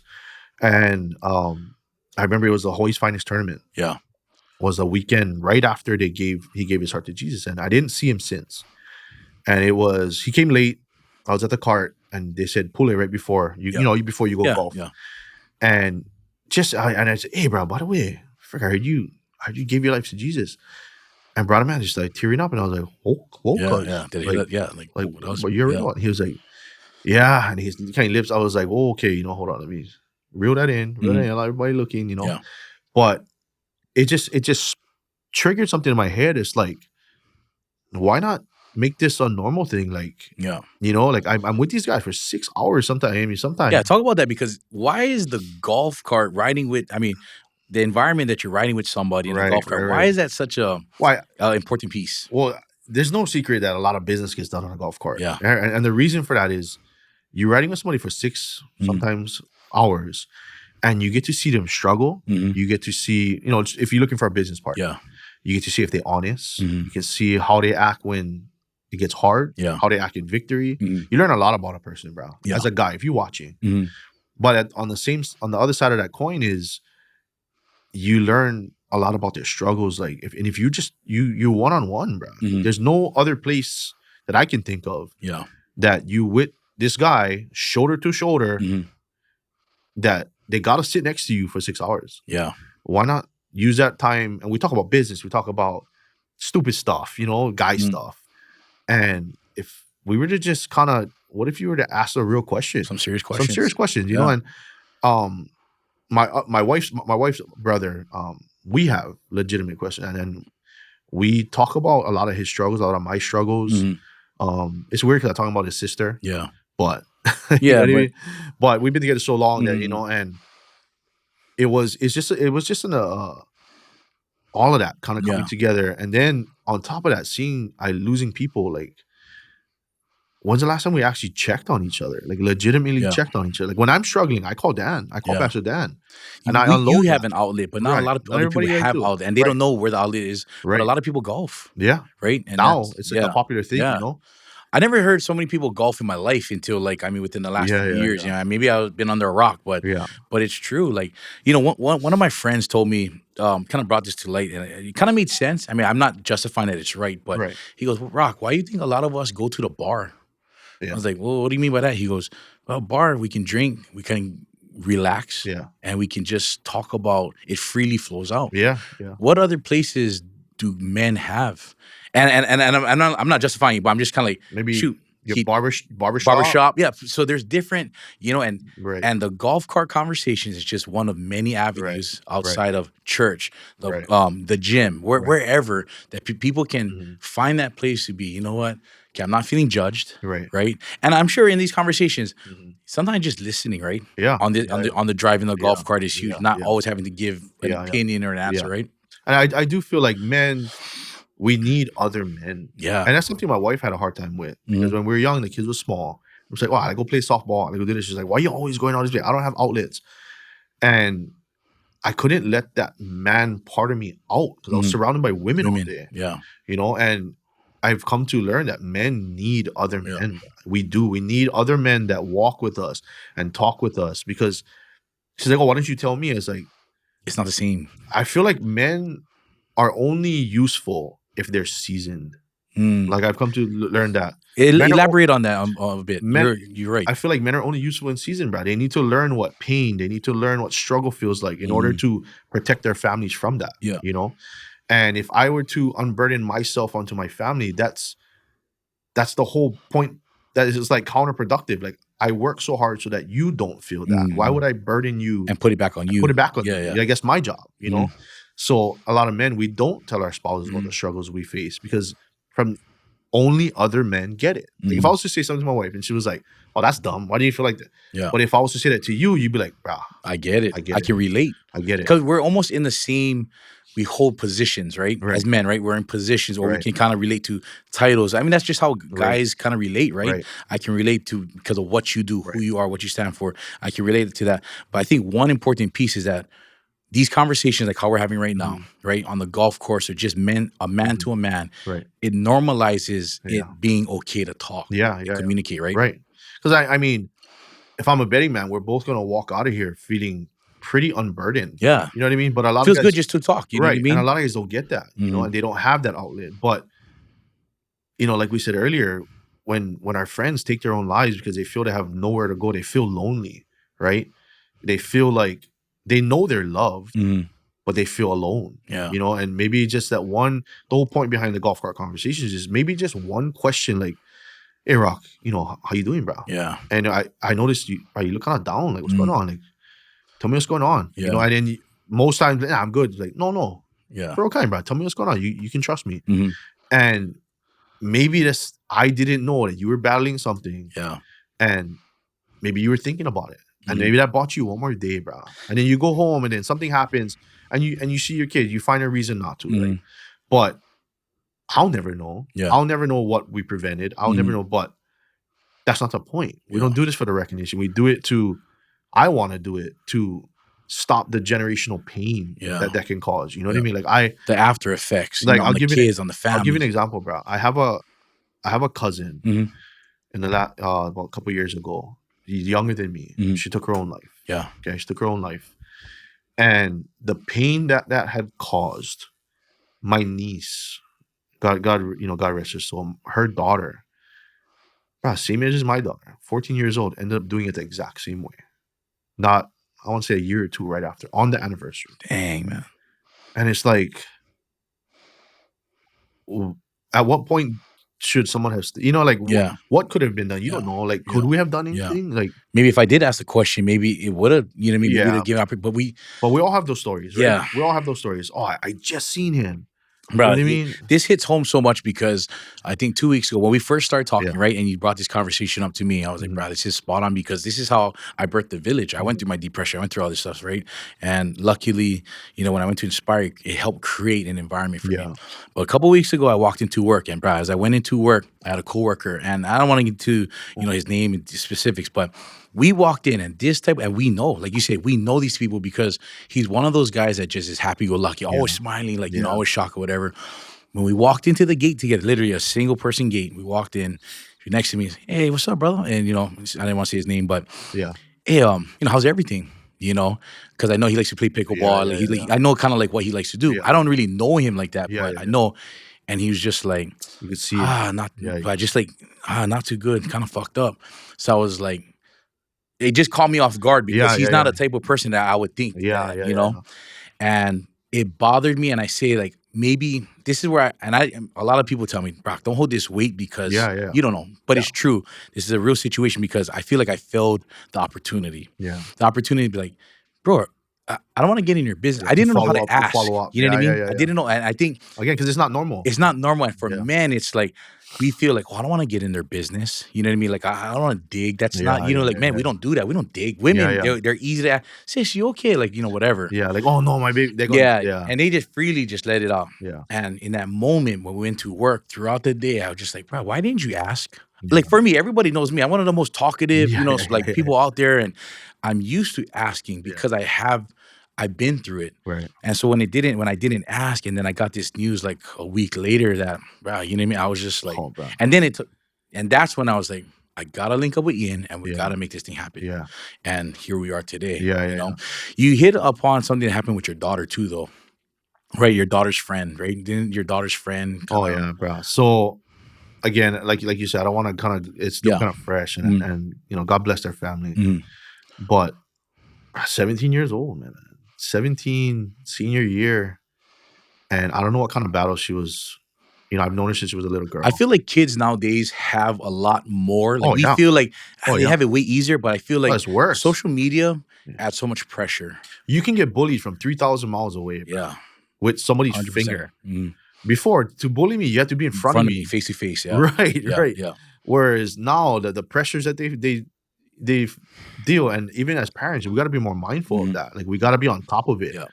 And I feel like that's why it goes up. And then along with social media, I think modern men, like guys our age, right, it's even worse. It's harder to be a manly man. It's harder to be a masculine man.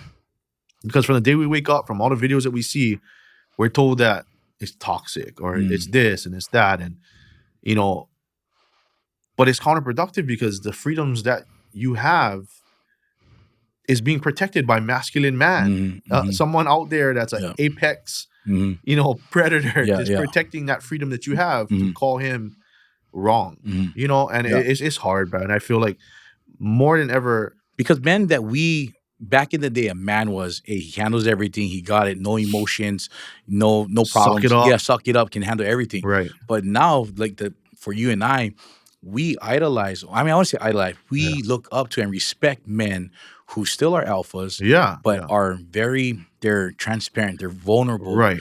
Because you can be both. Yes, right? We thought you couldn't be both. And I think that's where people, or especially men, they miss out on, like, no, you can be both. You can still be strong and still be emotional. Right. It's emotional intelligence. You know? Exactly. It's taking the emotion, knowing how to direct it, and still be efficient on how you live life and go about your duties, right? Because, I mean, hard pill to swallow is those men, those alpha men that raised us that couldn't show emotion are the men that we're healing from today. You know, those are the guys that we're healing from today.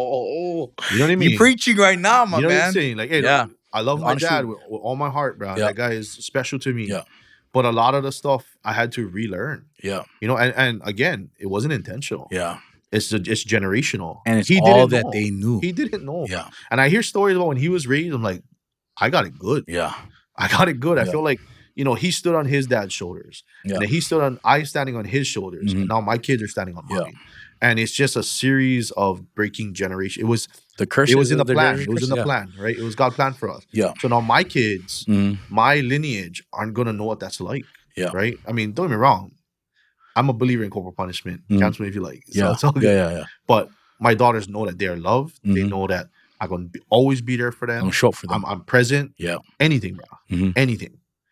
And that's the goal. That was my goal. That was I wasn't planning on being a rich man. I wasn't planning on being a millionaire. I was planning on being a good dad. You know, but that's so spot on, because like I look back at my dad and I now being older, and we're entrepreneurs, we're business owners, and just how our lifestyle is. Like I appreciate a lot of stuff that my dad did. When I was younger, I hated it. You know what I mean? Especially the discipline part and being so hard on us.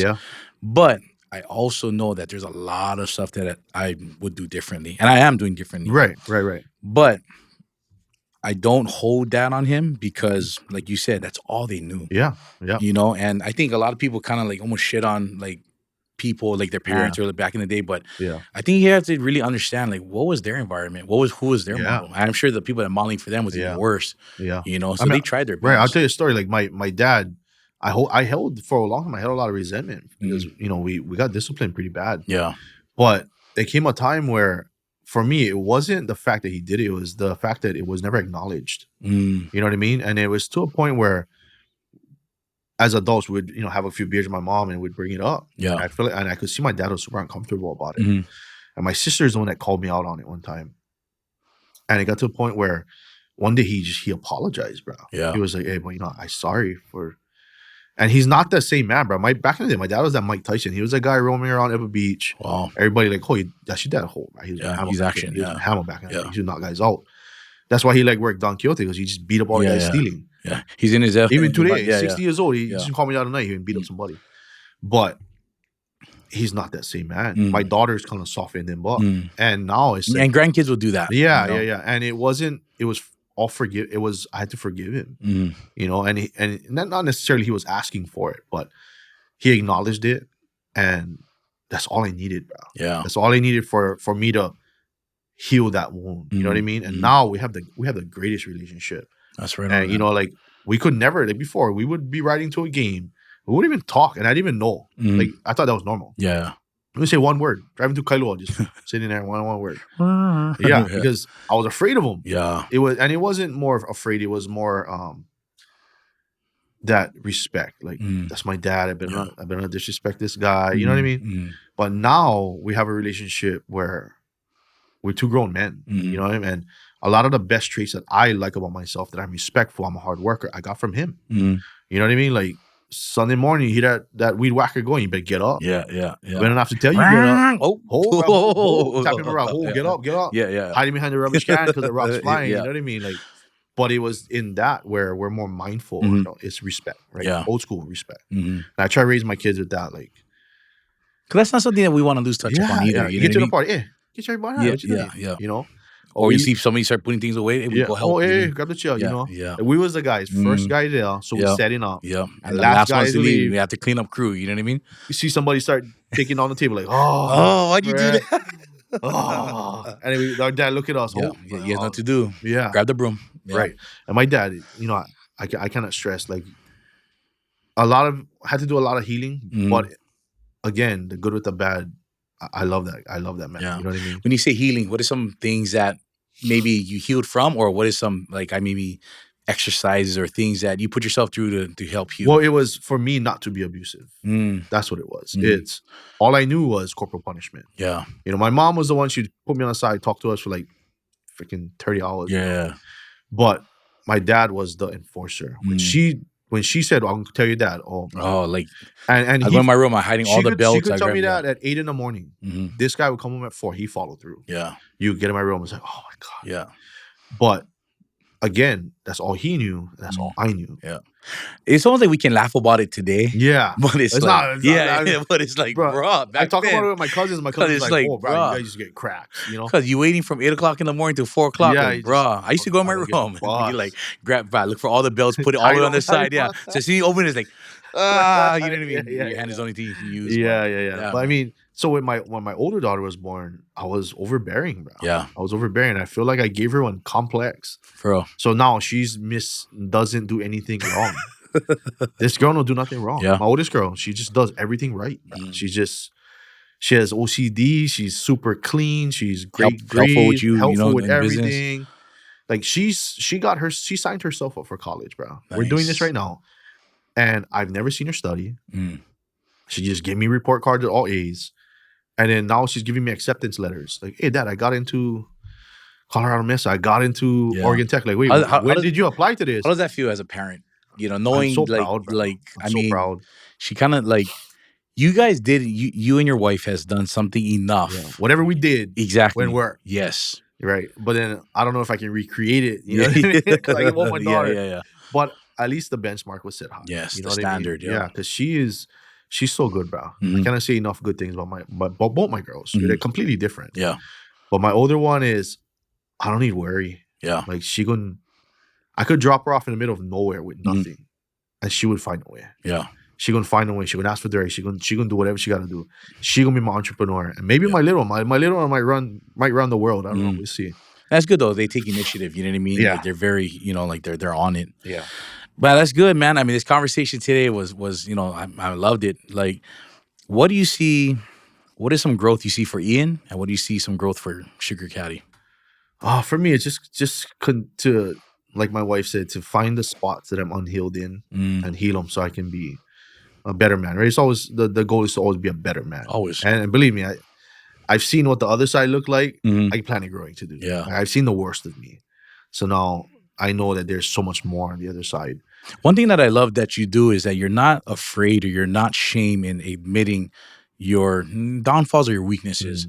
And I think that's very key because other men will hear that and find strength to, you know, be open, right? I'm hoping, bro. Like, again, like I told you, I hate being in front of camera. Yeah. This is nerve-wracking. I wouldn't know, bro. I mean, this is about hour half in, bro. And like, J-Mo. But, you know, I just have a heart. Pastor Dan put it on me for a long time. He said that was my calling. I never agreed with it. But I do have a heart for helping men. Yeah. You know, I feel like I do. And sure do, man. I could never figure out where, you know, like I wanted to volunteer at the church, but I just felt like that wasn't my arena. And I feel like through my company, it gave me an arena that I wasn't looking for. Yeah. You know, it gave me a place. It gave me a mechanism to do it. Yeah. To connect with men that I don't know and try and affect their life positively, right? And I just want people to know that when they see our brand, it's not just a brand. You know, that's what it's about for me. Is when people see Sugar Caddy, it's not. I don't want their first words to be like, "Oh, that shirt is killer." Yeah. I want it to be like, oh, there's good people over Yeah. there, you know, because that's what's going to set us apart. Mhm. It's the grapes, it's the soil, 100%. it's not the wine, bro. Like I'm just Pastor Mike. It's all little tidbits I'm getting from you, bro. Yeah. You know, and that's what it's about. And I've reached out to them for this. You know, they've been kind of mentoring me, and the reason behind that is I don't want it to be about me. I don't Mhm. want it to be, oh, I got Ian from Sugar Caddy. So no, it's Sugar Caddy, the brand. They're interested in helping people, Mhm. right? And that's the Mhm. benefit through all of that. That's the whole reason behind it. And you know that you're on the right track when there's alignment, right? Yeah. Is because you said it, right? Church, church gave you purpose. Yeah. But that wasn't the arena where you felt like you could take initiative and really go after it, right? And Right. really, affect the people that you want to affect, Yeah. right? Same thing with that, I feel, is that you found your platform. You know, like what areas that you're directly connected to, where you have like a passion for. Yeah. Same thing with the podcast. Like for me, it's like we have a brand, but this is what I enjoy: conversations. Yeah. You know what I mean? Like this is where I feel like, hey, we can reach the masses, Yeah. people listening Yeah, in. yeah. We can give a space and a time where people can tune in and be like, oh, that was deep. Yeah. I never knew. Yeah. You know. Because I feel like I go to church and I don't see people like me there. Mhm. And it's hard for I'm sure they are, you know, I'm sure they Mhm. are, but I see more of me in this arena, Mhm. and I can relate to me. Mhm. You know, it's easier for me to connect with somebody Yeah. like me. Whereas somebody in church, I might slip out an F word. Yeah, There. yeah. It's like, oh my Whoa, bad. what'd you- Oh my bad. Bruh, My this coming bad. up. My Yeah, bad. yeah, You know what I yeah, mean? I would yeah. do it all the time. I Yeah. say it, I'm like, oh my bad. Yeah. You know, but in this space, in this arena, it happens more organically. Yeah. You know, I think that's the word that I constantly use is Mhm. organic, because something it's gonna last, Yeah. right? Yeah, and that was my whole premise behind, because I participated in No Shave November. Yeah, I use this explain to that. hide the double Yeah. chin, bro. Explain that, because you talked about it in the video Yeah. on top social media. Yeah. But what is No Shave November? So what I was meant to understand No Shave November, for me, it was a way for me to grow my beard without Mhm. being apologetic about Yeah. it. But it's just to spark conversation about it. Well, I think initially was men's health, Mhm. not necessarily mental health, like Mhm. testicular cancer, Yeah. to go get checked. Mm. And then it kind of evolved into men's mental health, which Mhm. is depression, suicide. Mhm. And it always resonated with me, bro, Yeah. for some reason. And, you know, I just felt a calling, bro. I'm Yeah. gonna be honest. I just felt everywhere I turned, it kind of pushed me back. Then when I started doing it, I started finding contentment. Mhm. And then it was more like divine appointments. Like I told you, November was starting. I was thinking, I kept telling my wife and my partners, like, I don't know how to do this. Like, Yeah. I bought a camera, I bought all Mhm. this stuff, but I don't know how to do this. Yeah. This is not my thing. This is Mhm. not. And I remember praying, be like, God, just kind of help me, bro. Like, give me a mechanism, give me an avenue, give me something that'll help me. Yeah. And that morning, I used to drink my coffee at home, Mm. but I had some time. I stopped by Starbucks. Saw my boy Josh, Mm. and he was just sitting there. And you know, Starbucks, they usually on it. Yeah, By the time yeah. you walk in there, you order ready. Yeah. Yeah. They was like, oh, you know, just gonna be a little bit. I was like, Mhm. okay. Turn around, I see Josh, and somebody told me tell him about it. Mhm. Told him about it, and then boom, he's like, hey, bro, you should meet up with my friend Rocky. Yeah. And I think by the end of the day, we was on the phone. Yeah. On the phone. Yeah. And it was exactly what I prayed for, bro. Mm. Like this, and I remember telling my wife that was a divine appointment. Yeah. Like, That was the first thing you told me when you jumped on the phone. He's like, Rock, I think this is, you know. because like it was doors were opening that I wasn't even trying to open. Mm. It was God being like, look over here. Mm. You know, that door is open, walk through it. Yeah. And in a matter of a week or a half, we're sitting here. You know what I mean? And it gave me a mechanism to get that out there. Yeah. You know, and connect with somebody like you that understands Yep. the importance of it. You know, Mhm. and I have no, like, as in a video I posted, the goal is, I don't know. Like Yeah. the goal is somewhere down the line, the only witness is that person and God, and they're gonna know that Yeah. somehow, some way, Sugar Caddy, and the conversation that you and I had bought somebody another day. Yeah. You know, they I guarantee spared you, their if somebody, kids. I guarantee somebody's gonna be watching this and listening to this. Yeah. But definitely when they see him, be like, I can relate to that guy. He looked like me. Yeah. That guy looks like me. Yeah. But the stuff that we talked about today, Yeah. oh, I went through that. Yeah. But now I know that I'm not the only one that Yeah. faces that, right? And I'm Right. sure that was a huge goal of yours, Right. right? And what I encourage anybody watching, and if they take anything from this, is you have brothers around you that Yeah. are battling the same thing as you. Like, you're not alone. Yeah. You're not the only guy feeling this. Yeah. Chances are everybody around you is feeling like this. Mhm. So like just take a leap of faith. You Yeah. know, just ask a question. You know, Mhm. simple, how are you? And if look the guy in the eye, and if you Yeah. see a little thing that's wrong, pursue it. Yeah. Pursue it. You know, like you said, Yeah. you all miss opportunities, Mhm. right? I feel like every time somebody commits suicide, that's a missed opportunity from somebody At some point that in didn't time. see it. Yeah. That didn't see it. And if we can normalize the conversations that you can be a strong, healthy, you know, masculine man that can also talk about your feelings without being seen as weak, Yeah. without vulnerable, Mhm. without being The stuff that they was programmed into them for all these years right, already. right. Yeah. Like we all have those Yeah. feelings, you know, and we're attacked all day by the world, you know. If guys only knew that when you talk to another man who understands you, Mhm. right? It's different, right? If you go to just a random person Right. and tell them and be like, "Bruh, what?" Yeah, Like they really do look at you as weak. yeah, Look yeah, at you as nuts. yeah. But having a person like yourself, right? Hey, Ian, bro, like I Mhm. don't know, like and you offer the type of support that they need, and you Right, look like, bro, you know what? That actually made you a real man. right, Like that actually made you so powerful right, because you were able to open up about something that I know that you would probably never open up. And that's the things that we need to right. normalize. And the fear behind it too is like, if I open up to this guy, what are the chances of him calling me weak? Yeah. And I What would is say the it? chances Gay? are so small, bro. Yeah. Like that's a lie. That's Mhm. a lie that was told to us Mhm. because I don't think I've ever reacted that way to Yeah. anyone. Yeah. And I don't think I've had anyone react that way to me. Like if I was to be like, hey, Rock, I don't know about having problems in my marriage and that. Yeah. And the chance of you being like, suck it up. I don't want to hear about that. Is like zero to Yeah, yeah, none. Like yeah, most guys exactly. not Yeah, gonna do do that that. Yeah, because it's but your we have friend. this misconception that Right. that's the reaction we're Right. gonna get. Like, I mean, take for instance, I didn't have anything to unburden today, but I Mhm. still feel unburdened. Feel better, like the weight is Right. lifted. Like, bro, Right. like what we both will walk out of here and be like, "Oh, that was good." Yeah. You know what I mean? And Yeah. we really didn't have any issues, Right. maybe. And also, I feel like just a conversation like this, it gives more weight to friendships. You know what I mean? Like Mhm. I literally just met you in person Yeah. today, and you're my friend. Yeah, You know, like you know parts about me that a lot of guys don't yeah. know. And if you normalize that, you create less acquaintances and more friends. Ooh, kid. You know what I mean? Let's talk about that. Friendships and acquaintances, Oh, that's because around. as you grow in the business, right? I know he's kind of wrapping it up, but this is a good one. Mhm. As you grow in the business, as you gain traction, as you gain a following, Yeah.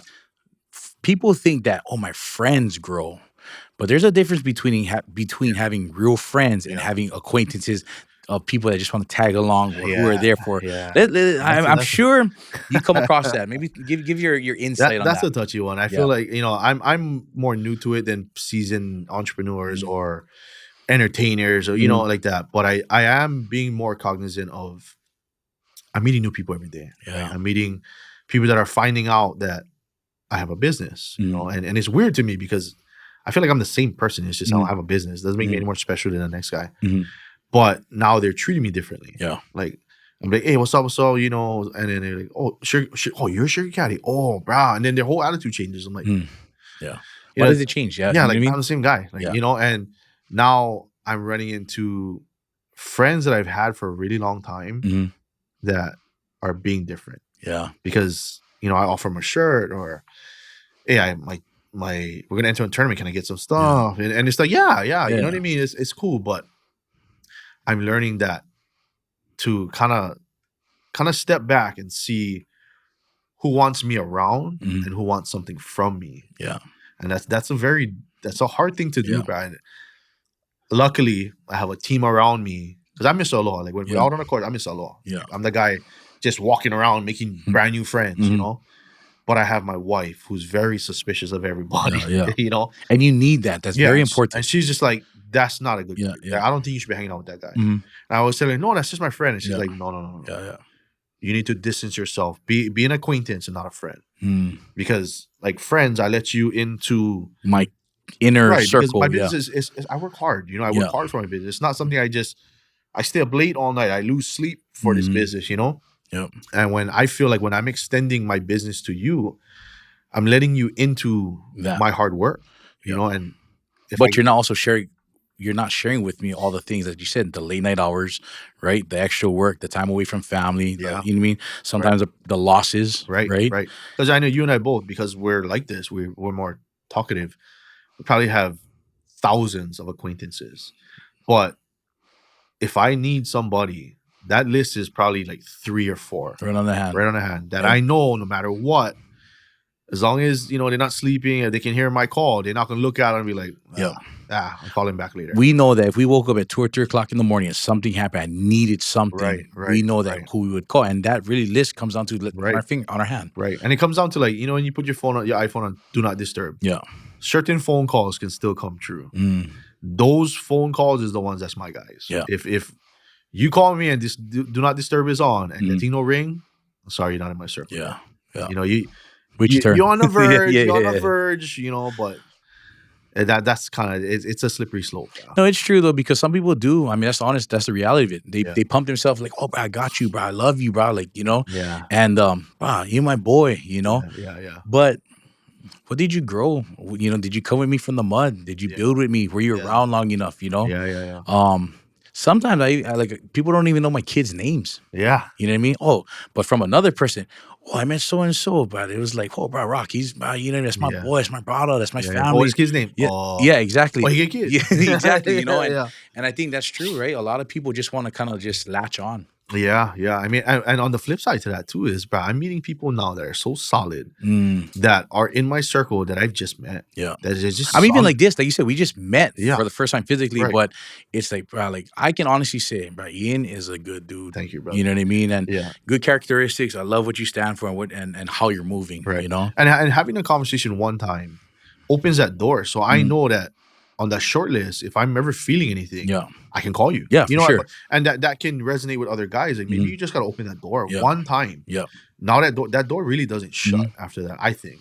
Because a lot of times I'll just be like, hey, take my number down. Yeah. Because if you need it, call me. Right. You know what I mean? Like, shoot me a text. And I was very Yeah. fortunate to have one of my best friends, Alex. Like, I always will continue to bring it because he would be like, bro, call me any time of the day. I used to call him in the morning, lunch, and dinner time, like late night, about the same issues sometimes. But he understood his assignment. Right. And I think his assignment was like, I have to be here for Rock. Yeah. And, and he'd always say, bro, if I can't answer, I will call you back. I will Soon return. as I see it. Yes, and he did.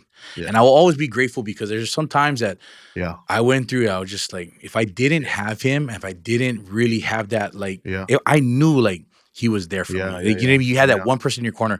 I knew it. Yeah. And that, I think, made a huge difference for me, you know? And, it's crazy to touch on that. Remember if I was going through our storm, it really reveals to you who's in your boat and rowing in the same direction. Mm, Because we had to do a lot of pruning, bro. yeah. We had to do a lot of pruning. The friends that we had before the storm are not the same friends we had after. Yep. Because it's easy to be somebody's friend when Mm. it's nice and sunny outside. Yep. You know what I mean? Yep. But when shit hit the fan, a lot of guys abandon shit to to use more. But that's what it was like. Yep. We had to do a lot of pruning. You said it earlier too. It's like I can't use it exact, but for me, it was to the sentiment of vows, right? People knowing your wife holding the vows. Okay, so I'm a divorced, but I always tell people like I feel like I got better at relationships because I didn't fail at something. I learned. I mean, I took a tough L. You know what I mean? The L was on capital L, like bro, big as my body. I got you. But what I will say is this: I look back on, and there's a vow that says, right, for better or worse, and the witnesses, right, Yeah. the people there, right. Wow. Some people invite preaching. 500 people, right, you to preaching. witness this wedding. When you guys go through rocky terms or when you go through some hardships, why is not 500 people calling you saying, hey, you remember you said that you'd be there for better or worse? Not if, I'm happy or not. Bro. You know what I mean? Yeah. And that's something that, God blesses me with another opportunity to get married again. Yeah. I know what it means now. Yeah. And when I go to, I'll say, bro, if God tells me, bro, one day you can be blessed and you start marrying people, I will say that. Everybody witnessing this marriage, Yeah. if these guys feel like, I'm just not happy anymore. Yeah. Oh, he's sloppy or he this, Yeah, whatever. Well, remember the day that you guys got married. Mhm. There was a love so strong. Yeah. You know what I mean? And, Yeah. and for me, I just like, it's one of those things that keeps in the back of my head. It's like, bro, with the witnesses. Yeah. No, to touch on that real quick, bro. I'll give you a quick example of that. So when my wife was going through our stuff, we were actually in our friend's wedding. Oh, And it's one of the biggest regrets I have for real. because I feel like my stupidness might have overshadowed it. It put a stain on it. And I've apologized and I still feel very, very bad about it. But again, like you said, the witnesses, I didn't understand what it meant to be in someone's wedding. Mm. You know, you're a steward of their marriage. Yep. So since then, I've been in 2 or 3, and I always tell, like, when they ask me, I tell them, bro, I hope you know what you're doing. You're asking me because now that we boys, when you're around me, I'm never gonna let you put your marriage in jeopardy. And you're gonna hold them to it. I'll hold you to it, bro. Like bachelor party. I'm the guy. Like, hey, Yeah. we're going no strip clubs. Yeah, bro. yeah, yeah. You're not gonna start your marriage. And I'm the guy they look at like, oh, this guy. Yeah, you know yeah. what I mean? Like, hey, I've been there, done that. It's not worth it, bro. So Like, why would you risk it on the night before, or like getting, or the week of, right? I mean, you know what I mean? Like, start your Yeah. your lifetime off on a weird feeling. Yeah. And some wives, they might not care, whatever, right? But again, if you ask me to be in your wedding, bro, I'm a steward of your marriage. Yeah. When I see you messing up, I'm gonna call you out on it. Yeah. You know what I mean? And vice versa.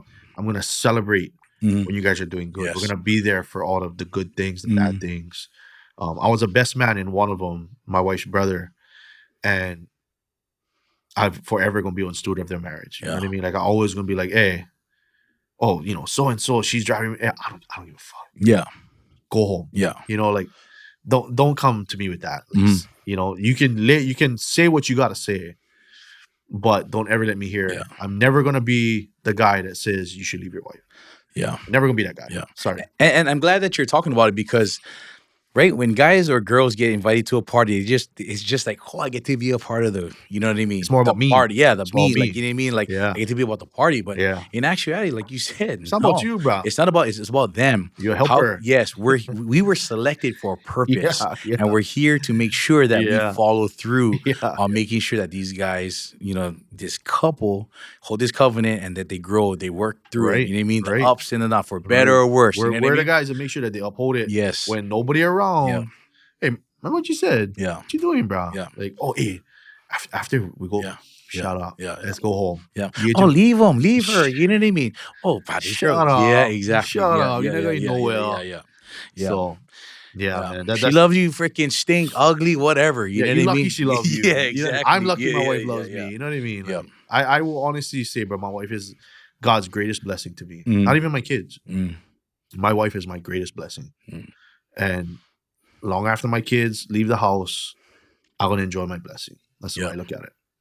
And I only hope that more men can feel that way about their wives without going through the storm that Yeah. allowed me to feel that way. Yeah. Because without that storm, I don't know if I would have felt that way. You know? It's true. Like, there's all this stuff that we talked about today, a lot of it spurred from me going through the divorce. And I shared it on another podcast I had earlier, is that just because I went through a divorce, I don't tell people like, oh yeah, come to the divorce team. No, if you can salvage your marriage, but there's a lot of guys that come up to me like, bro, I'm done. Rock, I need the attorney. I need this. And I tell them, no, bro, like, for what? Talk to me first. Yeah, talk to me first and let me, because it's hard no matter what. It's hard to stay together. It's hard to recover after divorce. It's hard dealing with your kids when they're going through, you know what I mean, co-parenting situations. It's hard no matter what. Yeah. And I always try and steward them in the right direction. Like, bro, like, try and make it work. You know what I mean? There's, and still, I'm still one that doesn't say like it's the right thing to do. Yeah. But it doesn't mean that, bro, I'm pro team divorce. Yeah, I just know that, yeah. I went through my stuff, Right. but I learned. You know what I mean? Right. And I mean, given some people go through some stuff that it's like, hey, maybe it's better. get better together. than not together. Yes. Yeah. You know what I mean? But if the love is still there and it only takes one, if you can salvage it, the bright side to that, the dividends you're gonna pay off of that is way greater. Like, and most of it is communication. Yeah. Like, you know what It's I mean? just Like, I don't talk about, you know, my pride is in the way, my ego's in the way. Like, no.